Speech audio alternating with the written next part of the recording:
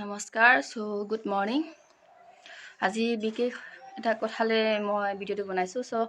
কালি এটা ডন লাগিলোঁ বুলি ক'ব লাগে এজন মানুহৰ লগত।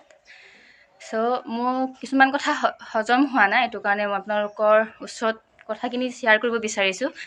কমেণ্টত জনাবচোন আপোনালোকে কিয়ত বেয়া হ'ল তেনেকুৱা কোৱাৰ কাৰণে। মই কৈছিলোঁ যে আচলতে ছাগলী পথাৰৰ মাজৰ পৰা নিয়ে দেই, ধানটোতো পকিছে ন, এতিয়া ভালকৈ পকাও নাই বাৰু, পৰি থকা ধান। মই ক'লোঁ যে ছাগলীখিনি এজনী এজনীকৈ নিব লাগে। তাতে তেনেকৈ কওঁতে ঘৰৰ গোটেই মানুহবোৰ ওলাই পিনি দন কৰিছে, কাজিয়া কৰিছে। তাতে মই বিচাৰোঁ যে তাতে মই তেনেকৈ কোৱাৰ বাবে কেনেকৈ বা ইমান বেয়া হৰ্ট কৈছে মানুহজনীয়ে। মই বনৰী ৰেন্দি তেনেকুৱা হৰ্টত কথাখিনি কৈছে।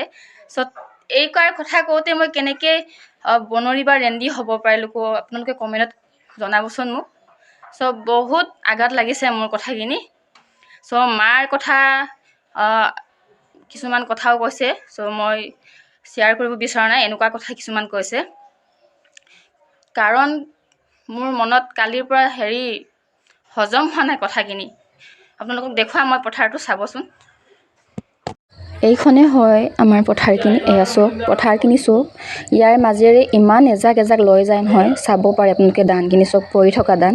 ইয়াতে যদি এজাক ছাগলীকেইজনীয়ে যদি ইয়াৰ পৰা লৈ অদাই যায়, ধানখিনি দাবলৈ ভাল হ'ব জানো? কমেণ্ট কৰি জনাব।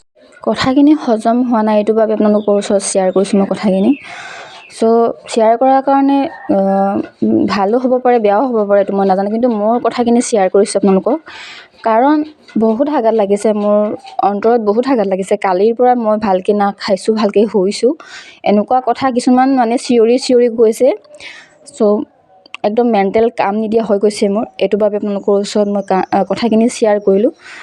আপোনালোকে জনাবচোন কিয়ত বা বেয়া হ'ল, তেনেকুৱা কোৱাৰ কাৰণে বেয়া হ'ল নি বাৰু ক'বচোন।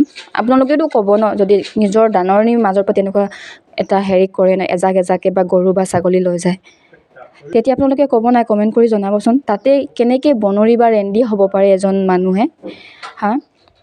ইমান বেয়াকৈ কৈছে নহয়, আপোনালোকে কমেণ্টত জনাবচোন। হ'ব পাৰে নি তেনেকুৱা?